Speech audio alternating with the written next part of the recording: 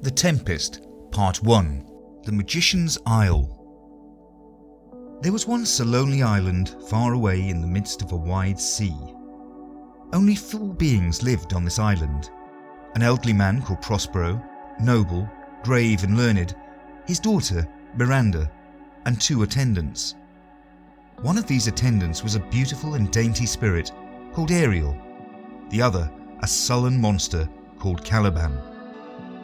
For Prospero had more than worldly learning. He knew the art of magic, and by his mighty spells he could control not only the spirits of light and darkness, but also the forces of nature. No travellers ever came to the island, and since the day when Miranda had been brought thither, a little baby girl, she had never seen the face of any man except her father. Peacefully, the years slipped by, and Miranda had grown into a beautiful young maiden, when one day a terrible storm of thunder and lightning burst over the island. In the midst of this tempest, a noble vessel seemed to be sinking, and Miranda ran to entreat her father that, if by his magic arts he had put the waves into such an uproar, he would now allay them. "Be comforted, dear child, there is no harm done," said her father. "What I have done is only in care for you, and I have so safely ordered this wreck that not a hair of anyone on board shall suffer hurt. Until now we have lived peacefully in this little spot, and you know nothing of what you are, nor that I am anything more than Prospero, the master of a poor enough cell, and your father." "It never entered into my thoughts to inquire further," said Miranda. "The time has come when you must know everything," said Prospero, and laying aside his magic mantle, he bade his daughter sit down beside him, and then he told her the story of their life. "Can you remember a time before we came to this island?" he began. "I do not think you can, for you were then only a few years old." "Certainly I can," replied Miranda. "It is far off, and more like a dream than a remembrance. Had I not 4 or 5 women once that waited on me?" "You had, Miranda, and more. 12 years ago your father was the Duke of Milan, and a prince of power." "Oh heaven! What foul play had we that we came from thence? Or was it a blessing that we did?" Both, my girl. By foul play, as you say, were we driven from Milan, but blessedly helped thither. In those days Milan was the first state in Italy, and everywhere renowned for its splendour. I had so great a love for art and learning that I devoted much of my time to study, and left the government of the state to my brother Antonio, whom I loved best in the world and trusted beyond measure. But he was false to the confidence reposed in him, and soon began to think that he was duke in reality. He therefore entered into a plot with an inveterate enemy of mine, Alonso, King of Naples, and by promise of a large bribe obtained his assistance. A treacherous army was levied, and one midnight Antonio opened the gates of Milan to the King of Naples. In the dead of darkness, you and I were seized and hurried away. So great was the love borne me by my people that the traitors dared not kill us. But we were cast adrift in a rotten boat, without sail, mast or tackle. By the kindness of a noble Neapolitan, Gonzalo, rich stuffs, foods and necessaries had been placed in the boat, together with many valuable books from my library, which I prize more than my dukedom. The waves bore us to this island, and here we have lived ever since, and I have given such care to your teachings that you know more than many other princesses, with more leisure time and less careful tutors." "Heaven thank you for it, dear father," said Miranda. "And now I pray you, tell me your reason for raising this storm."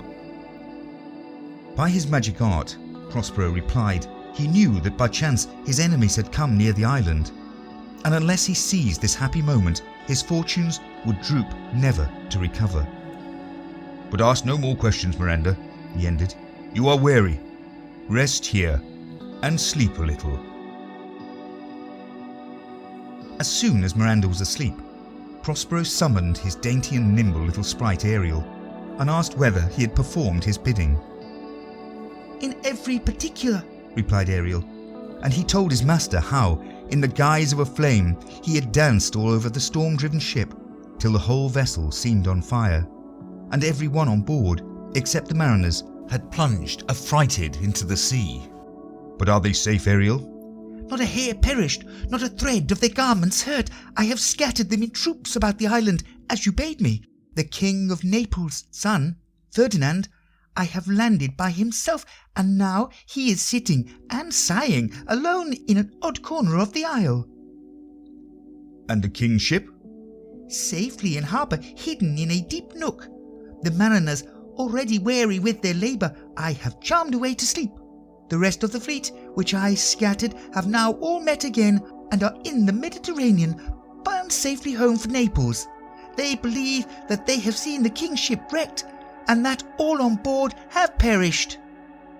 Prospero was much pleased with the way Ariel had performed his charge, but he said there was still some further work to do. He promised that if all went well, Ariel, in 2 days, should be set free from service, and henceforward should be his own master. He bade Ariel now take a new shape, that of a nymph of the sea, invisible to all but his own master. In this guise, Ariel approached the young Prince of Naples and began to sing in the sweetest fashion. "Full fathoms 5 thy father lies, oh, his bones a coral made. Those are pearls that were his eyes, nothing of him that doth fade, but doth suffer a sea change into something rich and strange. Sea nymphs howly ring his knell, hark now, I hear them, ding-dong bell."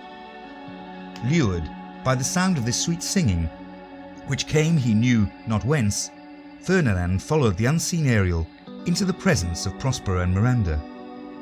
Now, except her father, Miranda had never seen a man, and at first she did not know what Ferdinand was. "Is it a spirit, father?" she asked. "No, child, it eats and sleeps and has the same senses that we have.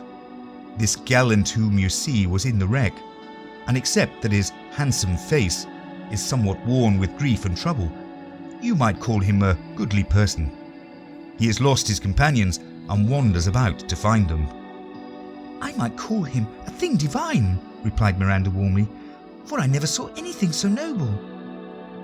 Ferdinand, in his turn, was equally enchanted with the sight of Miranda, and declared on the spot that, if there were no one else whom she already loved, he would make her Queen of Naples. Prospero was delighted with the way matters were going, for it was his desire that the young people should love each other. But fearing that a prize so easily won would be held too light, he began to throw some difficulties in the way. He pretended to believe that Ferdinand was not really a king's son, and had come to the island as a spy. He declared he would put him into fetters and give him only the coarsest food to eat. In vain, Miranda implored her father to treat the young prince less harshly. Prospero told her to be silent and roughly bade Ferdinand to follow him. The prince was naturally indignant at such uncourteous treatment and hastily drew his sword in defence.